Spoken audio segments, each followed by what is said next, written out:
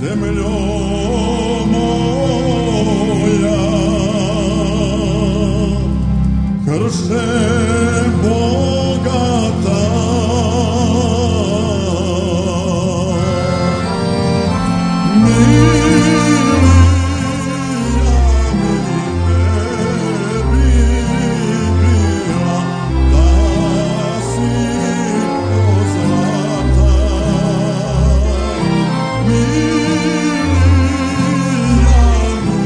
Esta música ya nos introduce en la colectividad montenegrina y estamos con Cari Orajovac.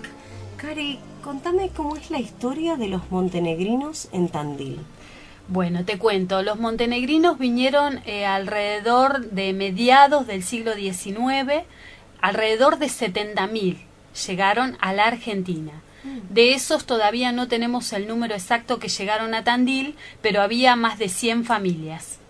Y de ahí, bueno, sacará cuenta que muchos tenían 10, 12 hijos, así que eran bastantes. Y Tandil justamente es la comunidad montenegrina más antigua de Latinoamérica. Al primer lugar que llegaron en América Latina fue a Tandil. ¿Y qué los atrajo venir a Tandil o qué has recolectado de ese sentir montenegrino que se empezó a desarrollar en esta tierra? Sí, más que nada ellos vinieron, la mayoría escapando de la guerra, ¿verdad? Y bueno, llegaron muchos a Brasil, desembarcaron en Brasil y otros en Argentina. Y eligieron Tandil más que nada por el oficio que ellos tenían, que trabajaban la piedra, eran picapedreros. Tal así lo hizo mi abuelo. Y además eligieron Tandil porque geográficamente es muy parecido a Montenegro. Lo que sí nos falta en Tandil es el mar, porque Montenegro tiene montañas, en Tandil tenemos sierras, y bueno, y ellos tienen el mar. Pero geográficamente, si vos mirás una foto de Tandil y mirás una foto de Montenegro, hoy en día o antigua, es muy parecido, muy parecido. ¿También se alojaron en Cerro Leones? Sí, sí, acá en Tandil eligieron, bueno, primeramente vivieron en Cantera Alveón, la mayoría, que ahí había toda una comunidad montenegrina, tenían colegio, tenían la fonda, que era como si fuese un restaurante, y bueno, y ahí trabajaban en la cantera. Bueno, y después se trasladaron, porque ellos se trasladaban donde estaba la piedra. Cuando se acabó la explotación de esa cantera, que era Albión, fueron a Cerro de Leones. Y ahí, bueno, también trabajaron en Cerro Federación, que es ahí pegadito a Cerro de Leones, trabajaron también la piedra, y ahí formaron toda su comunidad. ¿Tu abuelo trabajaba en la piedra y después Sí. conoció a tu abuela acá en Tandil? Exactamente. Mi abuelo vino en el año 1918, tenía 19 años, y después en el año 1924, no sabemos en ese interín cuándo la conoció a mi abuela ni cuántos tiempos estuvo de novio, pero en el año 1924 decidieron casarse. Mi abuela es de origen español. Y bueno, y después que se casaron, se fueron a vivir a Montenegro durante 3 años. Allá nacieron 2 de mis tías, que ahora, bueno, ya están fallecidas porque tendrían 90 y pico de años. Y después vinieron nuevamente para Tandil. ¿Y ahí es donde nace tu papá? Sí, mi papá, o sea, son 14 hijos. Mi papá es el anteúltimo. Así que bueno, sí, ya mi papá nació en Tandil. ¿Y cómo es la construcción de los árboles genealógicos que tienen como costumbre? Sí, allá, la costumbre de allá no es como la nuestra, es muy diferente. Acá nosotros para hacer el árbol genealógico hacemos la mamá y el papá y de ahí arrancan los hijitos, los abuelos y demás. Allá arranca desde el hombre, la tradición va de padre a hijo, a varón, digamos, al hombre varón. Así que a partir de ahí van construyendo su historia. Sí, exactamente, La siempre a través del hijo varón. ¿Y en la cultura montenegrina se transmite por vía escrita, por vía oral? ¿Cómo es esto de que a vos te inculcaron el amor y la pasión Sí. por las raíces? Sí, sí, más que nada por la vía oral. Igualmente, allá en Montenegro son muy organizados y muy ordenados. Ellos aman profundamente sus raíces, su familia es prioritario. Y bueno, y mi papá siempre me contó las historias. Que bueno, las historias de mi abuelo cuando vino a la Argentina, de mi bisabuela, su madre, la madre de mi abuelo, que bueno, tuvo que mandarlo a vivir acá sabiendo que no lo iba a ver nunca más, pero bueno, si se quedaba en Montenegro iba a tener que luchar en la guerra y corría riesgo de que muriera, como le pasó a mi bisabuelo. Así que bueno, Ella tenía 11 hijos, 10 mujeres y mi abuelo. Entonces, imagínate, con todo el dolor del alma, decidió mandar a su único hijo varón a vivir a un país lejano, porque no se sabía nada de la Argentina. Se sabía muy poco, no es como ahora que estamos conectados con un clic. Antes no se sabía demasiado. Mi abuelo vino en la casi tercer, creo, corriente migratoria, pero bueno, todavía no había venido ninguno a la Argentina. Habían desembarcado la mayoría en Chile, en Brasil, en esos lugares. Y cuando se embarcaban le pasaba lo que a muchos inmigrantes les pasaba, de cambio de nombre, cambio de apellido, ¿no? Sí, sí, primero que el barco tardaba 4 meses en llegar, más o menos. Y después, bueno, cuando llegaban a migraciones, que era en Retiro, en Buenos Aires, le tomaban nota vía oral. O sea, la persona que te anotaba lo que oía. Por ejemplo, mi abuelo se llamaba Yuro Orajovats, y bueno, y ellos anotaron lo que escucharon, y como Yuro no le podían poner, le pusieron un sinónimo acá en Argentina y le pusieron de nombre Jorge, y el apellido obviamente lo escribieron mal. Pero bueno, eso le ha pasado, creo que a todos los inmigrantes, a los italianos, a los españoles, a la gran mayoría. Te imagino, Cari, de niñita cuando escuchabas estas historias que te deberían fascinar, ¿no? Sí, Esto totalmente. de esta travesía, de Sí. la aventura, de la lucha. ¿Y qué fue lo que te movilizó tanto como para ahora empezar a contactarte con tu familia en Montenegro, empezar a establecer acá la colectividad? La colectividad. ¿Qué fue todo lo que... Y mira, ¿Qué buscabas? no fue, ¿Qué querías descubrir? Sí, no fue una cosa, fue una sumatoria de cosas, porque vos imaginate desde chiquita escuchando esas historias que ya te fascinan de solo escucharlas y escucharlas repetidas y siempre con un tinte nuevo, pero no te importa, te gusta escucharlas e insistís en que te las cuenten. Y bueno, y se llevan la sangre también, porque la sangre tira, la sangre no es agua, como dicen los montenegrinos. Y bueno, y un día en el año 2009 decidí hondar más profundamente, porque eran muy pocos los datos que tenía. Tenía nombre y apellido de mi abuelo y el año en que se había casado y no mucho más. No sabía de qué lugar de Montenegro era, no sabía en qué año había venido, no sabía por qué había venido, no sabía que tenía las 10 hermanas mujeres, sospechábamos que tenía una nada más, que fue la que vino con él a la Argentina, Petra, y bueno, no tenía datos, no tenía ningún dato. Entonces me puse las pilas, como dicen los chicos ahora, y empecé a investigar un poco por internet, un poco indagando a mis tías, que las volví locas porque iba a la casa de todas. Imagínate, tengo 13 tíos, con mi papá, bueno, son 14. Sí, iba día por día y le decía, ¿y vos qué te acordás? ¿Y a vos qué te contaron? ¿Y tenés alguna foto? ¿Y tenés algún recorte de diario? ¿Y me podés contactar con algún viejito de acá de Cerro Leones que sepa la historia, que lo haya conocido a mi abuelo? Y ellas se reenganchaban y se emocionaban, porque imagínate, estaba hablando de su padre. Entonces, bueno, me llevé mi cuadernito, que lo tengo guardado con mucho cariño, que es mi bitácora, y ahí, bueno, yo anotaba, tal día, tal persona me dijo tal cosa, y así anotaba todo, y después empecé a atar cabos, empecé a hilvanar cosas, empecé a descartar otras, y bueno, y después buscando por internet. ¿Y qué fue de tu historia? Porque también al buscar todo esto te buscabas tu propia identidad. Sí, por y supuesto. la construcción de tu propia identidad montenegrina. Sí. ¿Qué fue lo que más te impactó descubrir? Viste que en la familia hay secretos, Sí. hay cosas, hay... ¿Qué fue?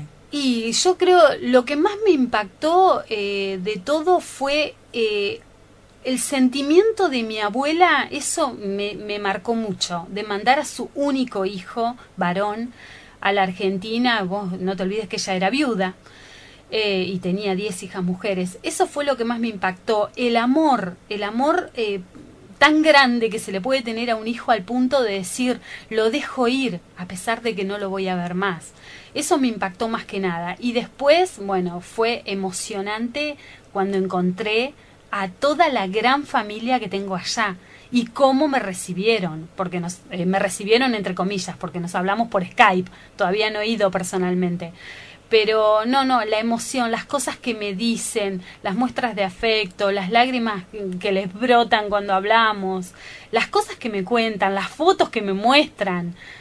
Bueno, ahí pude descubrir cosas de mi bisabuelo, de mi tatarabuelo, y más lejos, hasta llegar 7 generaciones atrás de mí.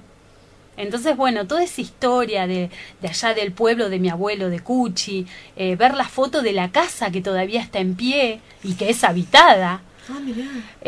No sé, son tantas cosas, pero eso de encontrar a mi familia fue muy impactante. Y cuando los viste por Sky la primera vez, Lloré. Aparte de llorar, ¿te viste reflejado en ellos, en Sí. los ojos, en los rasgos? Sí, en los rasgos totalmente. Los rasgos que yo tengo son bien rasgos montenegrinos, porque vos ves mujeres, cualquier mujer montenegrina, y tiene los rasgos que yo tengo. No sé, es emocionante. Aparte que nos gusten las mismas cosas, que todas las casas sean de piedra. Y yo tengo fascinación por la piedra. Mi casa también está revestida en piedra. Y vos decís, ¿de dónde sale eso? ¿De dónde me surgió? Y ahora me doy cuenta de esas cosas. Ahora que las estoy viendo. Por ejemplo, pequeños detalles, Sí, te sí, digo. sí, que hacen- Pero son cosas súper importantes. Sí, que hacen a tu sentir. Sí, Claro. es algo interno, es algo que se lleva en el corazón, en la sangre, en el alma. Y bueno, y sí, gracias a Dios se lo pude contagiar a mis hermanos. Bueno, mi papá ha llorado tanto Tu papá conmigo está- porque está de emoción en emoción, porque imagínate, él no sabía nada porque tenía 9 años cuando su padre murió, así que demasiado se acuerda, pobre, por ser que era chico. Hubo cosas que le quedaron muy marcadas, palabras que se acordaba, bueno. Y todo esto para él es súper emocionante y cada día se emociona más. Ahora vamos a ir a un tema también en relación a Montenegro, vamos a escuchar música montenegrina y después quiero que me cuentes esto de cómo fue que surgió en Tandil, fundar la colectividad, cómo empezaste a trabajar, Bueno. ahora cómo van a participar, bueno, Sí, eso y dale, mucho dale. más con Cari Orajovac de la colectividad montenegrina.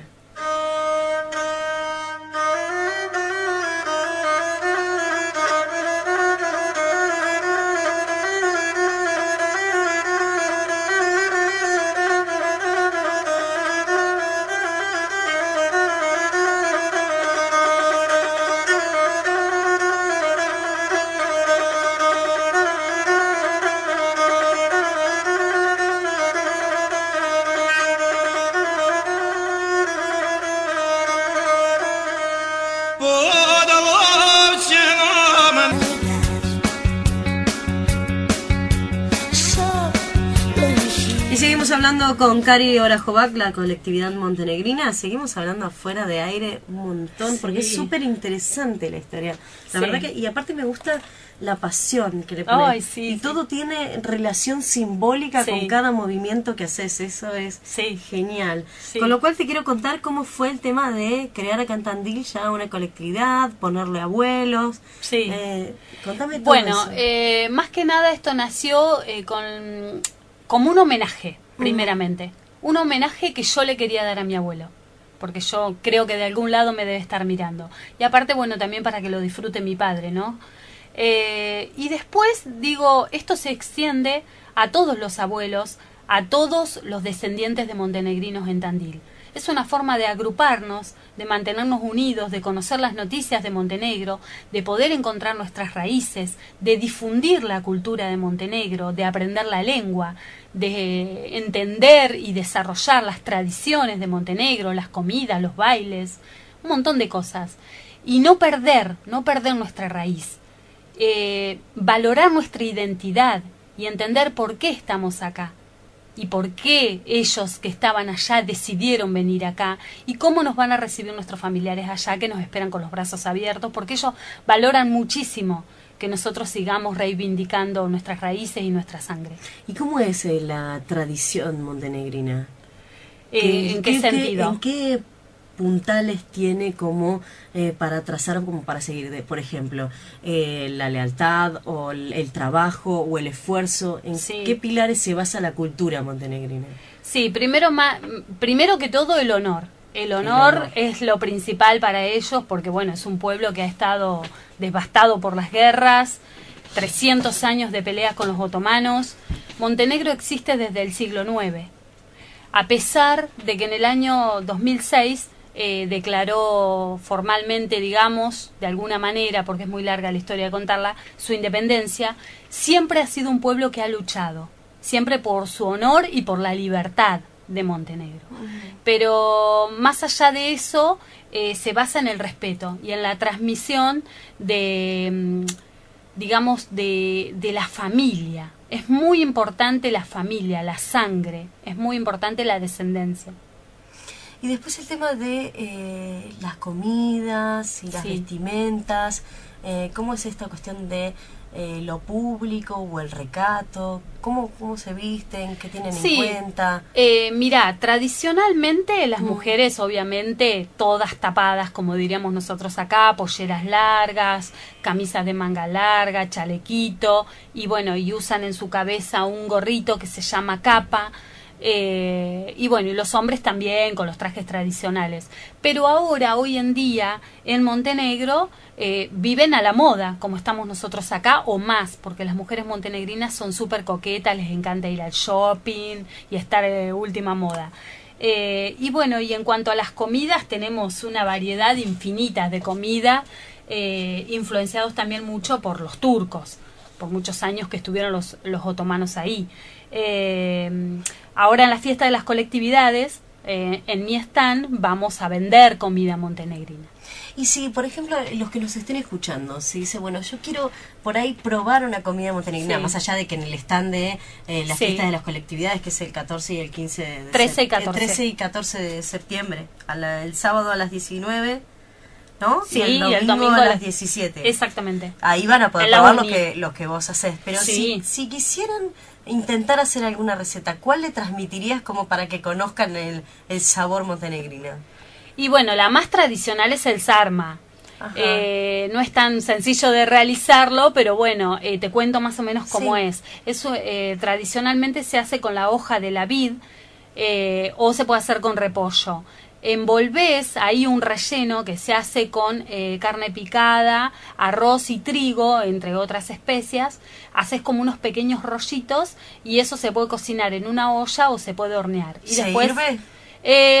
No, porque no le pones líquido, le pones un poquito de aceite, por ejemplo.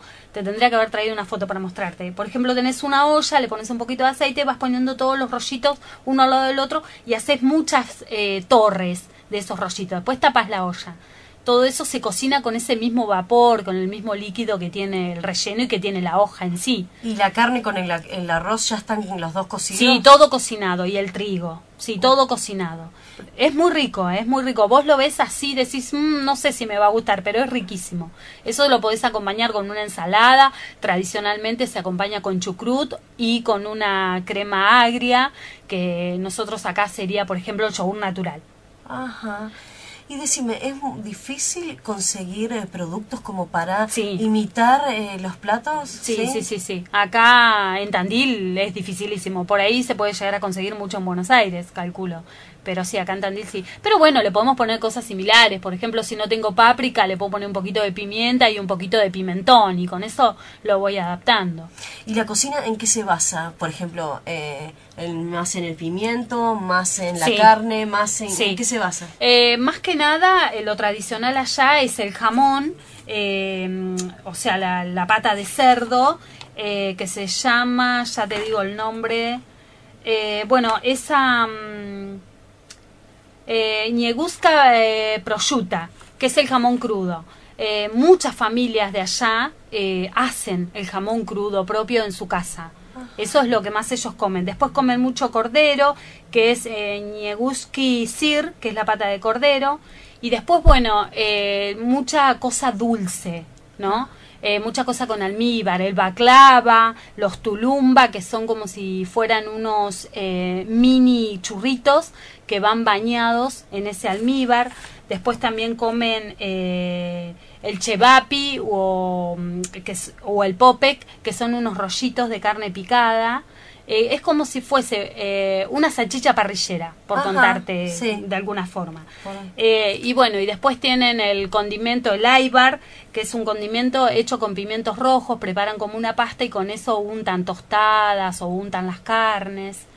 Y bueno, y después mucha cosa dulce, tortas, mucha pastelería. ¿Y la cultura gira en torno de la comida, el encuentro? Sí, porque totalmente. Por ejemplo, nosotros celebramos porque en Montenegro se celebra la fiesta eslava, que es el patrono de cada familia. Cada familia tiene su patrono en base al día que nació, digamos, la persona más vieja de la familia.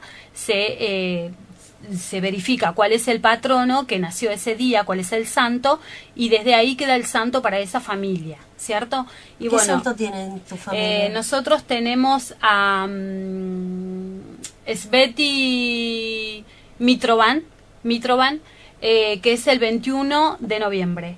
Ese es el santo de nuestra familia. Entonces ese día nosotros en mi casa hacemos una reunión en el cual yo cocino, hago el sarma, hago un strudel de manzana y pasas de uva de postre, y hago un pan. El pan se hace con una receta que ya es tradicional, que se pasa de generación en generación. Y bueno, y se hace una pequeña ceremonia en la cual la dirige el hombre más viejo de la familia, varón, el más viejo, el más cercano, digamos, al primero que tuvo el nombre del santo. Entonces, en este caso, como no lo tengo a mi abuelo, que ya falleció, está mi papá. Entonces mi papá hace como una bendición hacia toda la familia, corta el pan, que ese pan es un pan redondo que tiene una forma de cruz, corta el pan con la mano y lo sirve a su progenitor, al primer hijo varón, toma el vino y después de ahí se pasa a cada uno de los hijos. Hacemos un minutito de silencio, le pedimos al santo algún deseo y bueno, y después nos sentamos y comemos y nos reímos, hacemos chistes, lo pasamos re bien y bueno, después comemos el postre. Pero celebramos nuestro santo. Eso pertenece a la Iglesia Ortodoxa. Vamos a ir a un tema musical, pero de montenegrino, y a la vuelta quiero que me cuentes sobre el Día del Inmigrante ya para cerrar y Dale. después con la fiesta de colectividades. Perfecto. Y seguimos con Cari Orajovac en la colectividad montenegrina.